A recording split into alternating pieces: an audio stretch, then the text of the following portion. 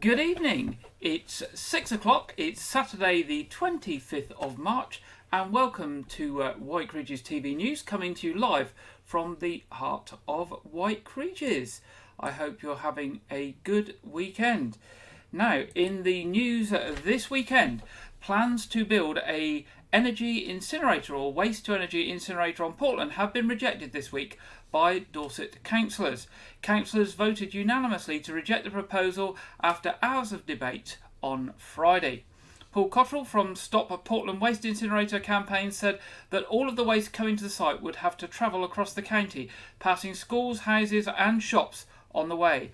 Councillor Belinda Rideout said it will disrupt the whole setting for visitors and our own experience of our coastline. It will be an unwanted dinosaur on the Jurassic coast. These are some things that the hearing heard. Now, the plans, they also heard that the plans were likely to result in a lorry every 9 minutes coming up through Boot Hill or Lanehouse Rocks Road and then down Portland Road in Wyke Regis.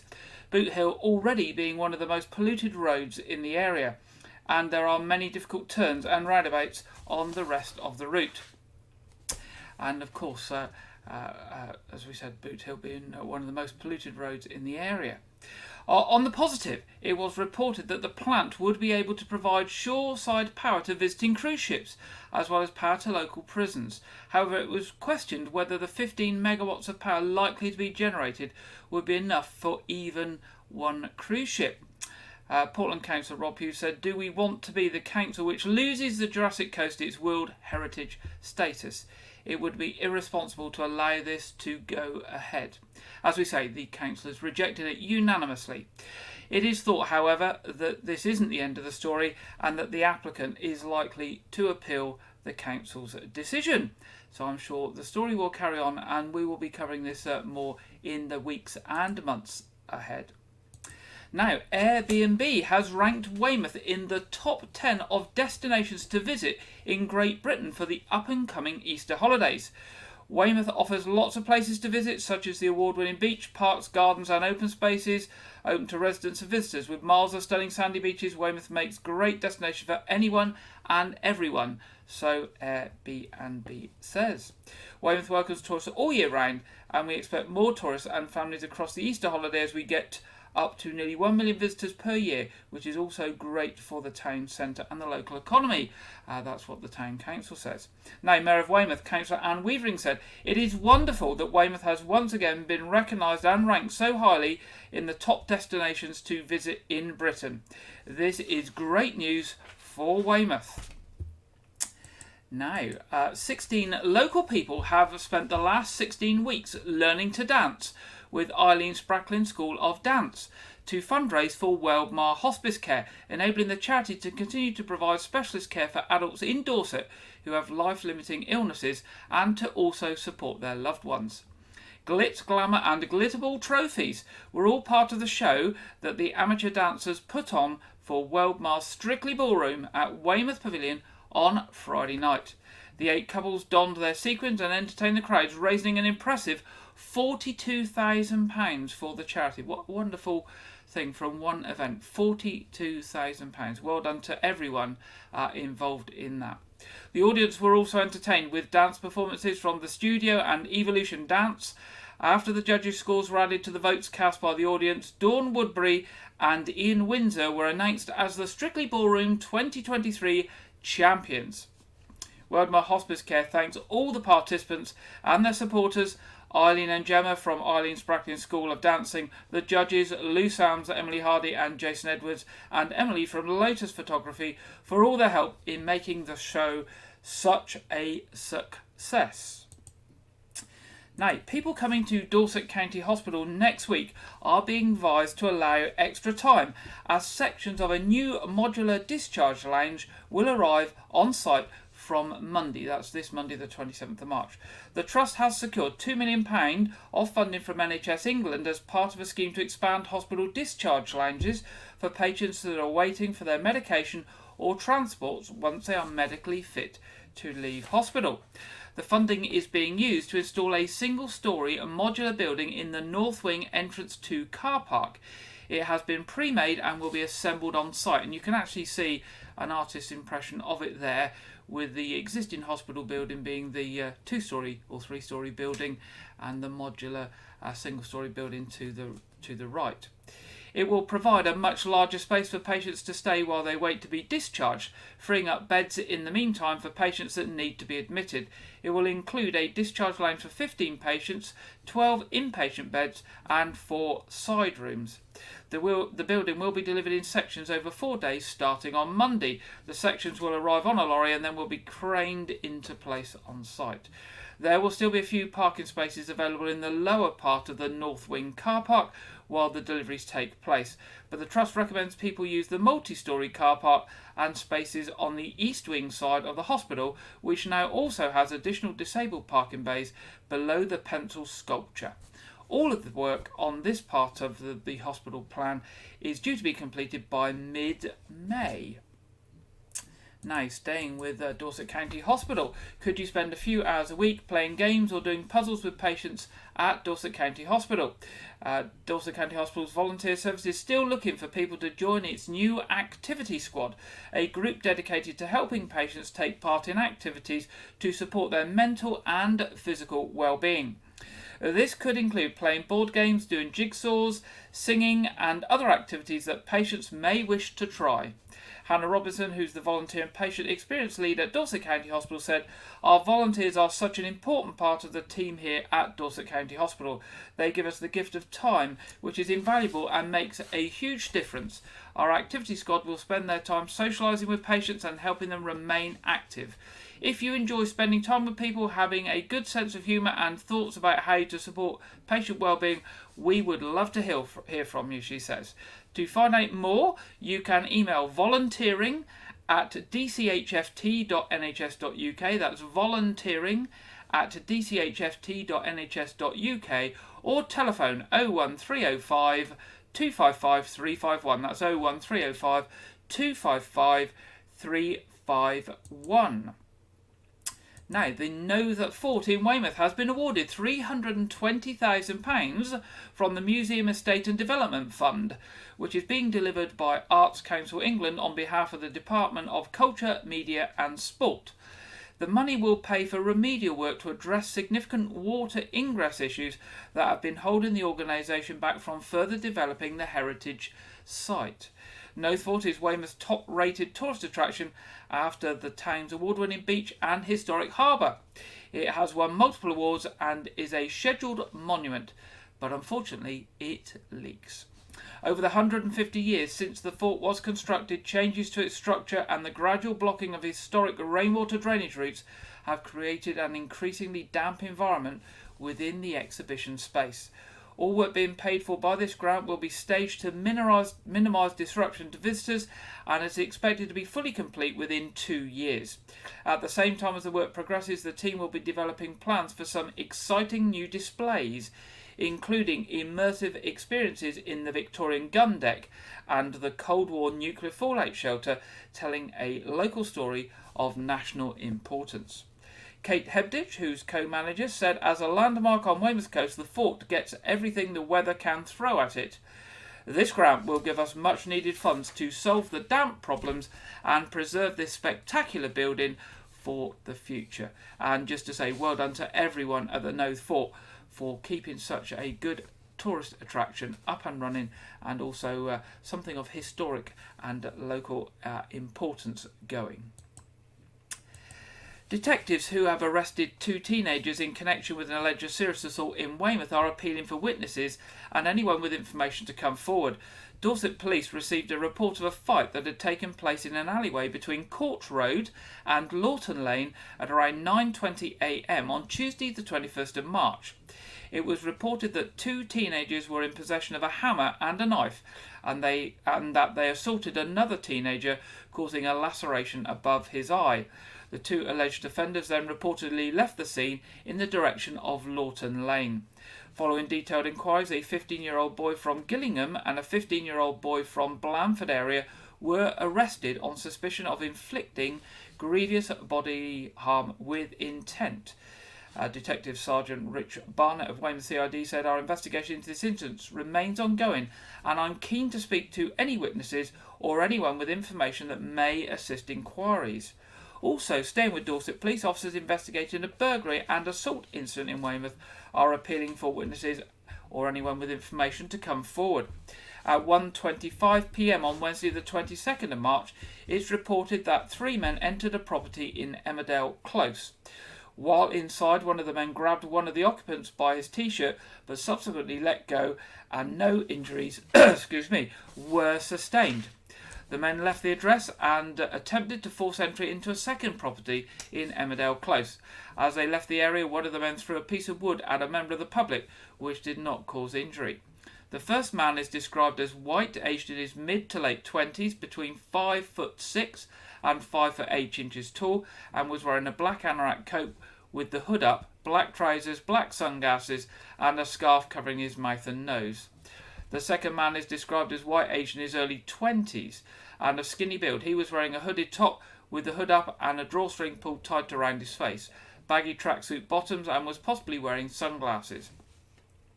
The third man is described as white and was wearing a grey hooded top with something covering his mouth and nose. If you have any information on either of these incidents, any CCTV, dashcam footage or doorbell footage, then Dorset Police would love to hear from you. You can call them on 101, or if you wish to remain anonymous and give the information anonymously, you can do this via the Crime Stoppers charity on 0800 555 111. That's 0800 555 111. Now, Litter Free Dorset is delighted to announce that the Great Dorset Beach Clean is back for its 33rd year. This year's event will take place on the 15th to 23rd of April, starting on the last weekend of the Easter break, and it's the perfect way to end your school holidays. And it's a great event that the whole family, of course, can get involved in. 17 beach cleans are happening along the Dorset coast from Lyme Regis to Christchurch, organised by local community groups, residents and businesses. Litter and plastic left on the beach are likely to end up in the sea, causing considerable harm to the marine environment and affecting bathing water quality, as well as being unsightly for beach visitors. Plastic will remain in the environment forever, gradually breaking down into smaller and smaller pieces which can be ingested by the wildlife. By taking part in this year's Great Dorset Beach Clean, you'll be working alongside other brilliant volunteers to keep Dorset's beaches beautiful for everyone to enjoy. Now, if you want to get involved, you can check out Litter Free Dorset's social media platforms to sign up for one of the events near to you. Remember to spread the word amongst your friends on social media, and you can use the hashtag GDBC23, GDBC23, the Great Dorset Beach Clean 23.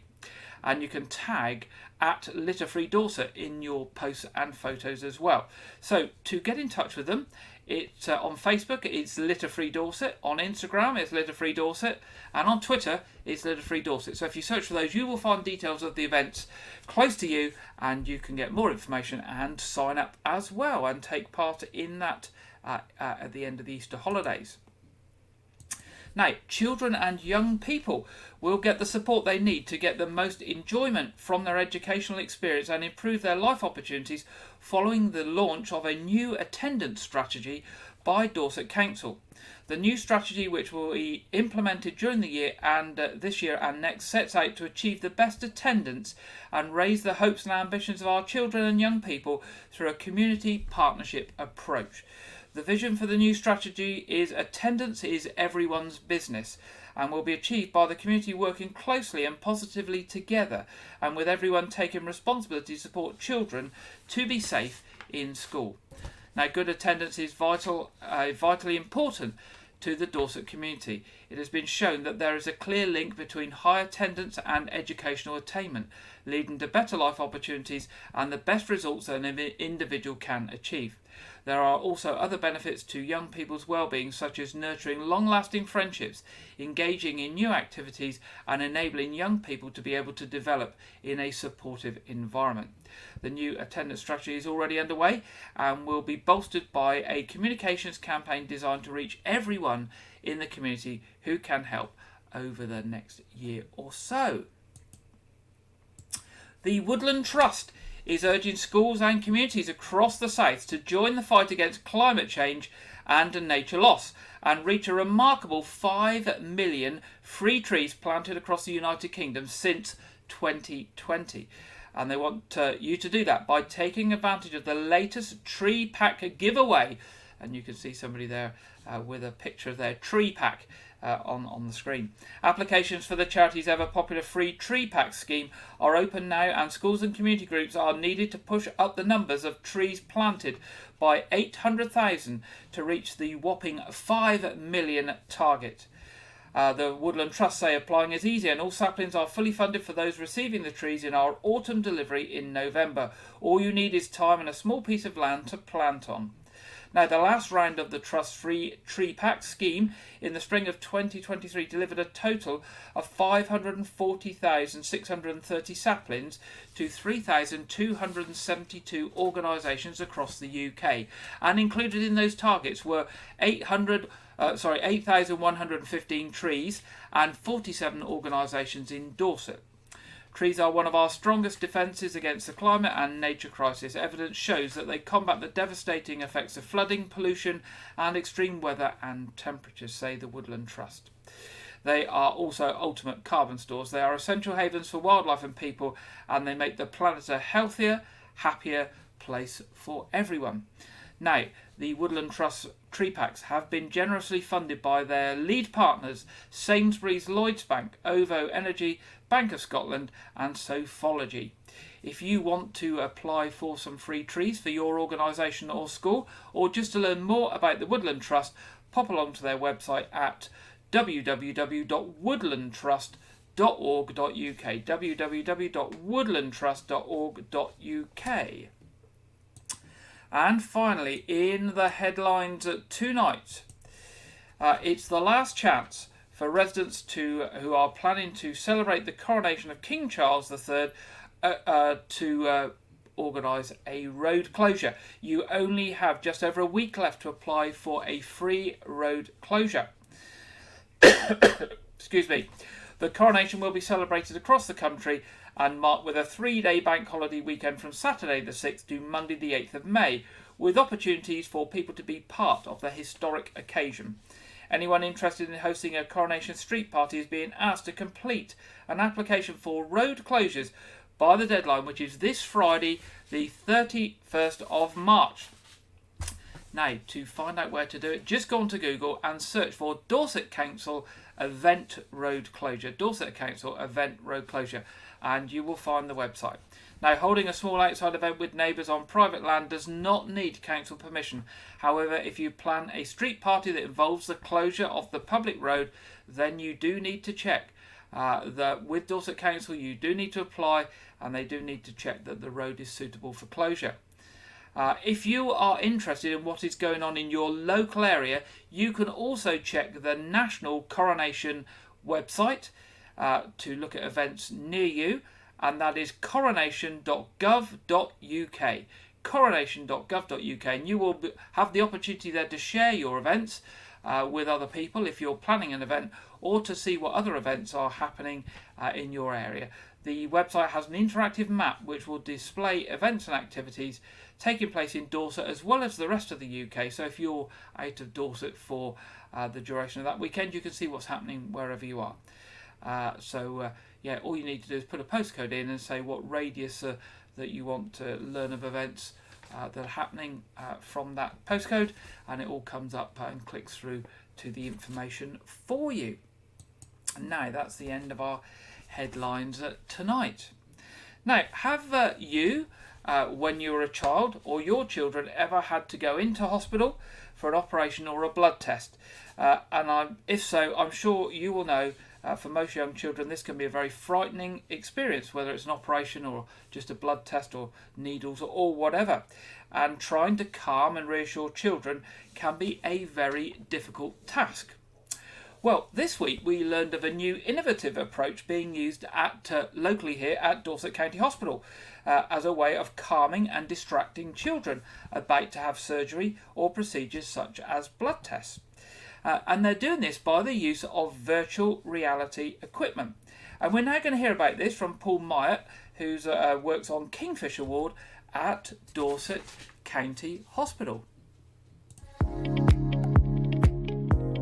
We had a trial through Rescape, which is the junior VR, and we had so much success. We had 80% of procedures getting done basically because of this VR headset, and there's children who refuse to come into hospital who actually agreed to come in to use this headset. We use them, for instance, going down to surgery. So if I have a child who's really anxious about going down to surgery, we pop the headset on and we walk with them. We can control the headset by an iPad, so once they have their sleeping medication in surgery, they can actually fall asleep like watching elephants, and then once they're just about to go to sleep, they pop the headset off and then start the surgery. The most popular is under the sea, so it's like in the Caribbean waters, really clear waters. You see lots of different fish in the waters. Then you've got dinosaurs, you've got safari, you've got secret beaches, you've got relaxation. Also, you've got the games where you can play afterwards. So it's more of like, once they've done the procedure, they can play a game. So it's more of like a reward. We've just seen the anxiety levels just completely go. It's actually quite astonishing, really, when you can see a child who previously has had a failed blood test, for instance, and then they've come in and they've used this VR and they've kind of forgotten that the blood test is actually finished. Because we've carried on with the VR after the test, they've not realised that the blood test is finished, so it's absolutely amazing. We're actually looking to use it in the maternity for a young mum, hopefully in the future, because of needle phobia.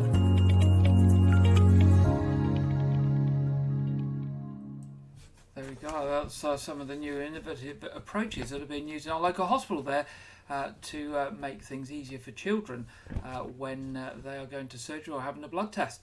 And actually, as you were hearing there, quite often they don't even know the blood test has been done because they've been immersed in watching dinosaurs or creatures under the sea.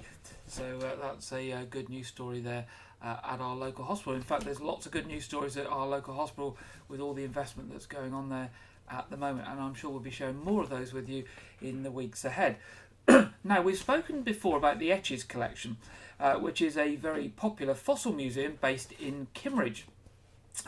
And basically created by a guy called Steve Etches, who had a massive fossil collection, and a specific museum has been built to host that collection. Now, they are about to launch their annual fossil competition, which is for young people, and that's going to be launched at the end of this week on the 31st of March. And the competition will be split into two groups, 5 to 10 year olds and 11 to 16 year olds, and it's about encouraging youngsters to look for fossils and to learn about fossils. Now, the 6 winners, 3 in each group, will have their fossils on display alongside the main collection at the Etches collection for an entire year. They'll also receive a family pass to the museum and a winner's certificate, and every child that enters the competition receives a personal annual pass to the museum as well. We thought this year's competition, as this year's competition is about to launch, it'd be good to learn about the winners of last year's competition and to see what their finds were. So we're now going over to the team at the Etches collection to learn a little bit about the winners of last year's fossil competition. Why did we do the fossil competition? It was in order to discover the next generation of fossil hunters. We wanted a competition for young people so we could see their amazing finds and showcase them here in their own display case here at the Etches collection. Also, we feel that the case helps inspire the children that visit the museum and see what other youngsters are finding. This display case shows the winners from last year's competition, 2022. It ran for 5 months between spring and summer, and we received entries from all over the country. There were 2 age groups, between 5 and 10 and 11 and 16. So we were able to have 3 winners in each age category, resulting in the 6 winners whose fossils are on display here. So the judging panel had several criteria for how they found these 6 winners, and they included the quality and rarity of the fossil, the knowledge, passion and enthusiasm of the young fossil hunter. So the entries contained the backstory, where they found the fossil, and then When they'd done extra research on the animals concerned, then that extra research was also counting for them when the judges made their decision as to which fossils should go into the winner's cabinet. We think it was very successful based on the number of entries and how they came from all over the country.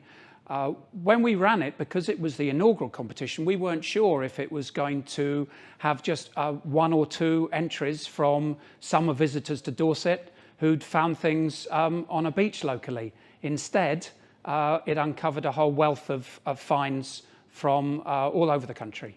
We had some sponsors for this competition. A company called Petrostrat helped us financially to ensure the competition could go ahead. And we're hoping to run it again this year. And we would be looking for more sponsorship for this year's competition. Here they are, winners' fossils. So what we got, 2 entries were the same ammonites, Dactyliostris from Whitby up in Yorkshire. Both pretty well preserved, but they occur in nodules, and you crack these things open and often there's an ammonite like those inside. They're relatively common, but you know, for a find, if you're a youngster, that would make your sort of year really. So that normally is the sort of inspiration, that type of ammonite, to send people and get them really excited about sort of fossil collecting. The rarer things, well, again, let's go, again, we got 2 sea urchins, one little one there. They're both out of the chalk, one slightly water worn.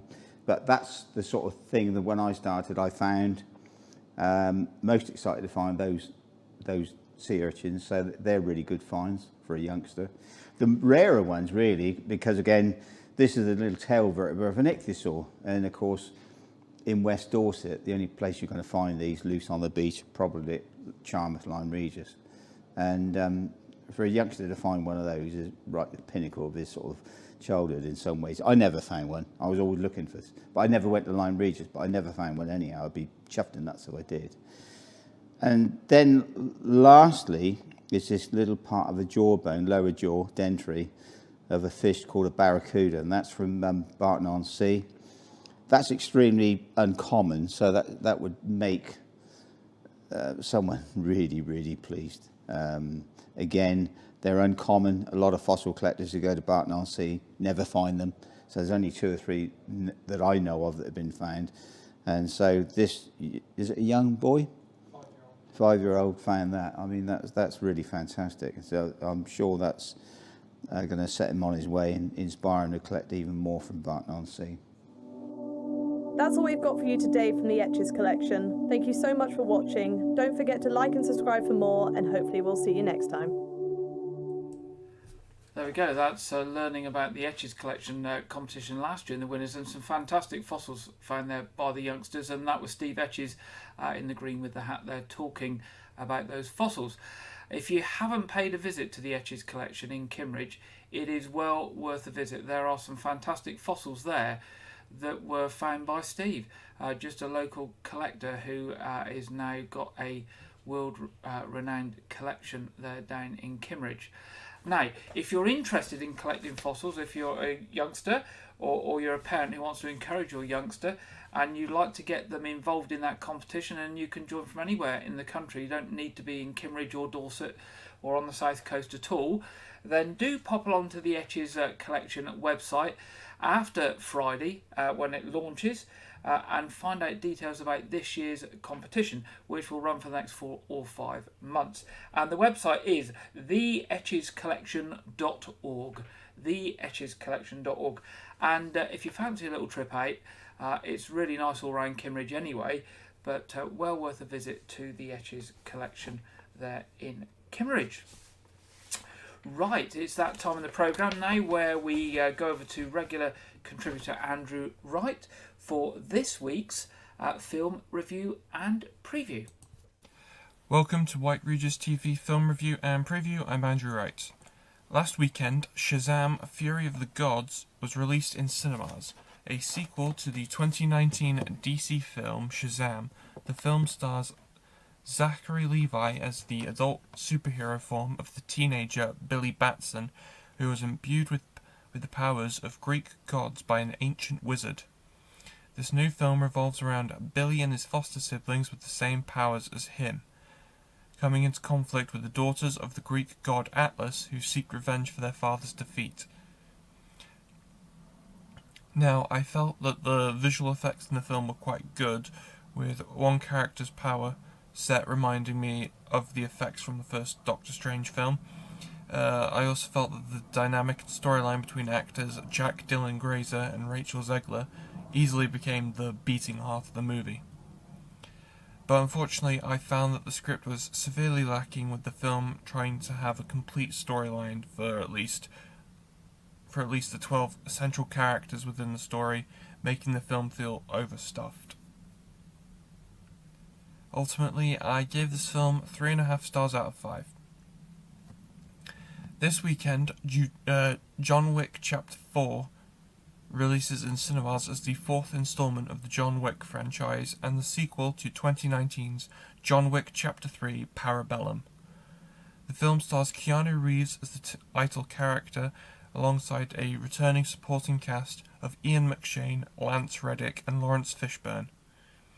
The film revolves around Reeves' Wick travelling across the world, including locations such as Japan and Paris, in order to free himself from the underground criminal empire the High Table. The film premiered this month to 94% positive reviews from critics. Unfortunately, the release of this film is slightly marred by the news that actor Lance Reddick passed away unexpectedly last week at the age of 60. He already filmed an appearance in the spin-off film Ballerina, starring Ana de Armas alongside Keanu Reeves, Ian McShane and Norman Reedus prior to his death, which will be released sometime next year and will take place before John Wick Chapter 4. Go check out the new John Wick film this weekend. That's all I have for this week, but be sure to check back next week where I will preview the live-action adaptation, Dungeons & Dragons Honor Among Thieves, and I will potentially review the home video release of the anime film Jujutsu Kaisen 0, so stay tuned for that. Now back to Gary in the studio. Thank you very much for that, Andrew, and we'll be back with Andrew next week for next week's film review and preview. It's that time in the programme now where we go over to the Met Office for this weekend's national weather forecast, and this week we are joined by Alex Burkill. Hello, very good day to you and welcome to your latest weather update from the Met Office on this rather blustery and for some showery Saturday. The reason for the fairly changeable weather is this area of low pressure, but that's now clearing away towards the east, and instead it's this area of low pressure with its associated fronts that we're keeping an eye out for, because it is going to bring some wet and windy weather across southern parts as we go through Saturday night into Sunday.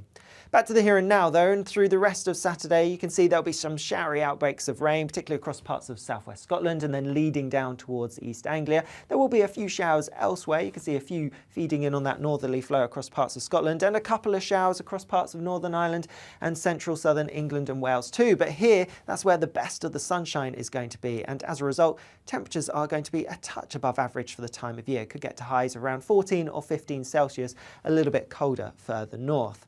As we go through the end of the day, it's this wet and windy weather that we're turning our attention to. It's going to initially spread across parts of Devon and Cornwall, then across the rest of central southern England and much of Wales. A little bit of uncertainty as to how far north that rain is actually going to get, but it is going to be quite heavy at times. Could see up to 30 millimetres in a few places, and that could lead to a little bit of surface water flooding in some prone spots. A very different picture further north. Across much of Scotland, we'll have often clear skies. Some showers though feeding down on that northerly wind, and these could be a little bit of wintry, so some sleet or snow possible over any modest higher ground. It's also in the north where we're going to see temperatures falling lowest as we go through tonight. So here we could see temperatures dipping just a bit below freezing, so some frost and some icy patches to watch out for first thing. A much milder picture further south because of the wind and rain.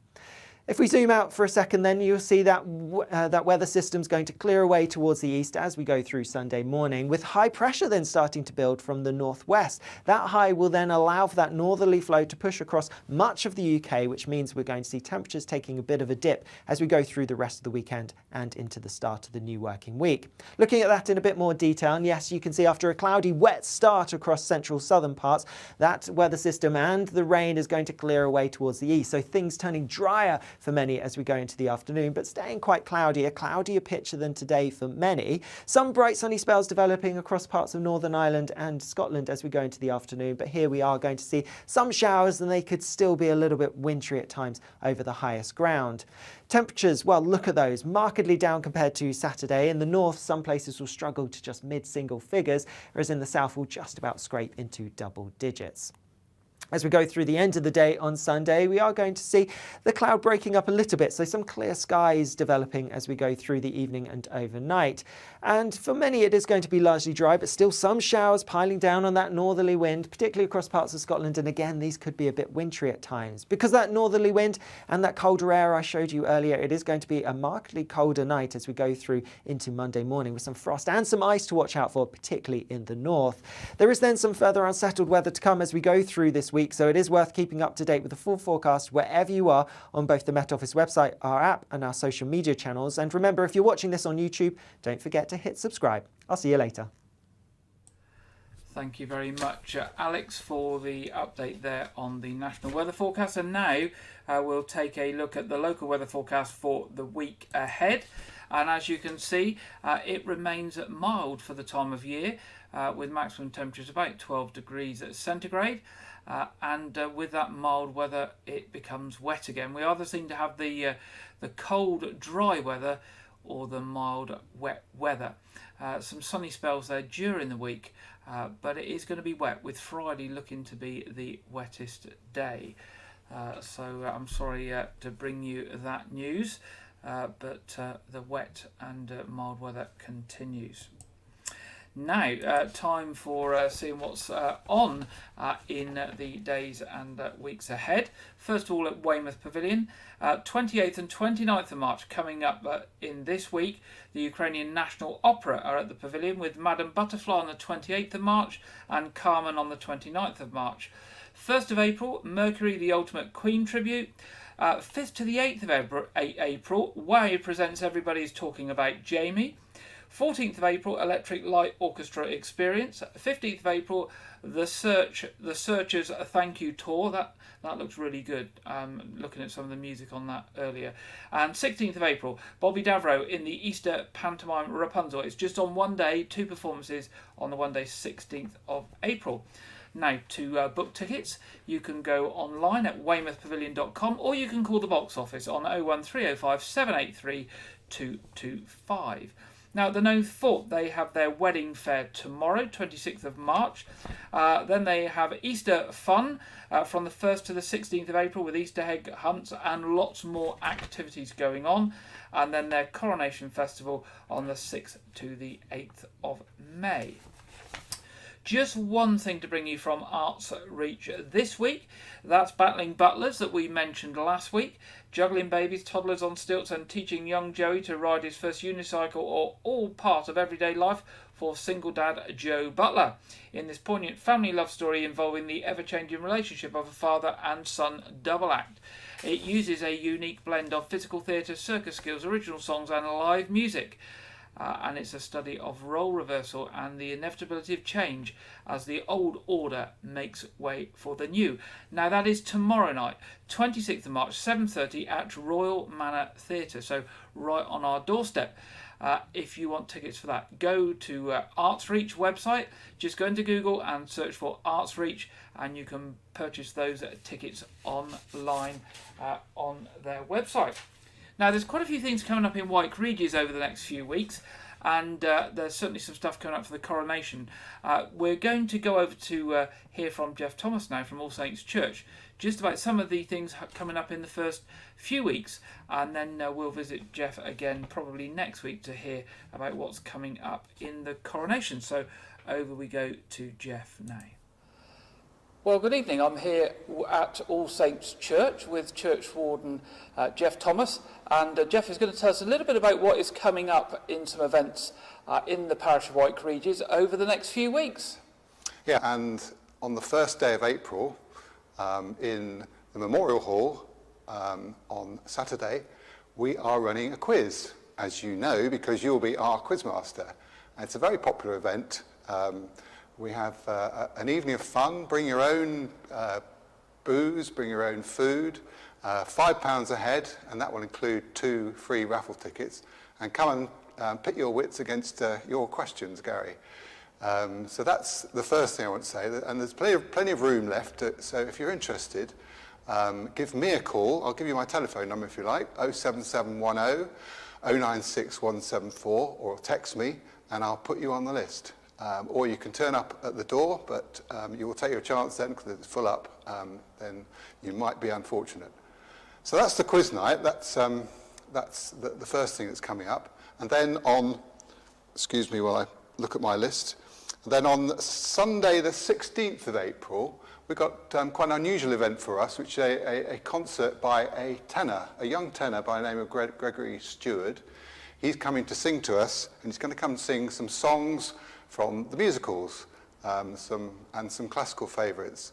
So if you like songs from shows like Les Mis or Carousel, then I think you'll find this is the concert for you. Tickets are £10 a head, and that will include a glass of wine or a soft drink. If you're interested in coming, then again, contact me. And you can also go on the website and find out more details, because all the details of these will be on the website very shortly. So that's a concert in 2 weeks on Saturday by Gregory Stewart, a young tenor. And then, looking slightly further forward, at the end of the month, on the 28th of April, we have another of our film nights. This is down at the Memorial Hall again. This will be on the 28th at 6:30 for 7 o'clock. And we're showing a French film. It's called Les Choristes. And it's a lovely film, actually. It's a lovely film about post-war France and a music teacher who goes to a school for orphans and tries to make something of the boys' talent for singing. And if you want to come, you'll be welcome. I would suggest you bring a box of tissues, because it's quite a sort of weepy. It's £5.50 a head, this one, but that also includes a glass of wine.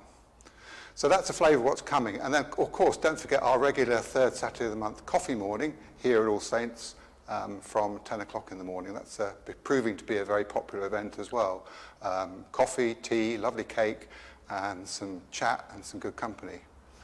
So that's what's coming up in the coming month. If you want to know more, want to speak to someone about it, then give me a call. My number again is 07710 096 174, and you can find all that out on the website too. Brilliant. Thank you very much, Jeff, for sharing all that with us today. It's a pleasure.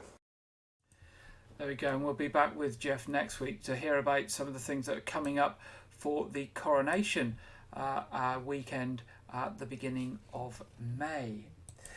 Now, what else we got for you? Church services in Wyke Regis this week are 8 o'clock at All Saints Church, 9:30 at All Saints Church, and 11 o'clock at St Edmund's Lane House. And our other programme, of course, tonight is our weekly quiz programme. That will be going live at 7:30 with the quiz starting. The feed will be up at 7:15, so you can make sure you are linked up and you are sitting comfortably. The quiz will start at 7:30, and you are all welcome to join that. That's for the whole community. It's free of charge, no catch whatsoever, and it's a family fun and family friendly evening. Traffic and travel, just to update you a bit on traffic and travel this weekend and the week ahead. The rail union strikes that were booked for Thursday the 30th of March and next Saturday the 1st of April have been suspended at the current time. So it looks like there may be talks happening, and they've decided not to go ahead with those strikes at the current time. We will keep you posted, obviously, if that situation changes and what the future holds for the rail travel. Now, on the roads, Weymouth Town Centre has got a major road closure that's going to be shut for 5 weeks. Part of Gloucester Mews behind the seafront will be closed while scaffolding is erected and repairs carried out on properties. And that will start from this Monday, the 27th of March, all the way through to the 5th of May. So just be aware of that. An alternative route, which will be signposted via Gloucester Mews, King Street, Commercial Road, Western Road and Park Street, will be signposted. Roadworks in the week ahead that are likely to cause disruption, so that's those with traffic control of some sorts, are the junction of Lanehouse, Rocks Road and Fremantle Road that continues. Wyke Road, Portland Road, Dorchester Road, that junction by Morrison's, Glennie Way, Preston Road and New Road on Portland. Those seem to come up several weeks on the trot, some of those, but they are still showing active roadworks on those roads. Now, we're almost at the end of this week's programme, but there's a very important thing that I need to remind you of, and that is that the clocks go forward tonight. Officially, they go forward at 1 a.m, so if you're up at 1 a.m, then put your clocks forward 1 hour at 1 a.m. But if you wake up in the morning, just remember to put those clocks forward 1 hour, otherwise you might get confused and turning up at the wrong time for things. Certainly tomorrow, or if you've got nothing on tomorrow, on Monday when you go off to work or whatever you're doing Monday. So clocks going forward 1 hour, 1 a.m, Sunday morning. Don't forget to do it, or do it first thing in the morning when you get up. Now that brings us to the end of this week's programme. Thank you for joining me. I'd love to hear from you if you've got any local events and news, particularly coming up with the coronation weekend. We would love to hear from you. Do drop us a line at news@wykeregis.tv. We're here and we would love to hear from you, and we will share that with the community in our next programme. So, hope you have a good weekend and a good week ahead. Hopefully it won't be too wet, but at least it's not going to be too cold. So stay safe, and I look forward to being with you next Saturday at 6 o'clock. Good night.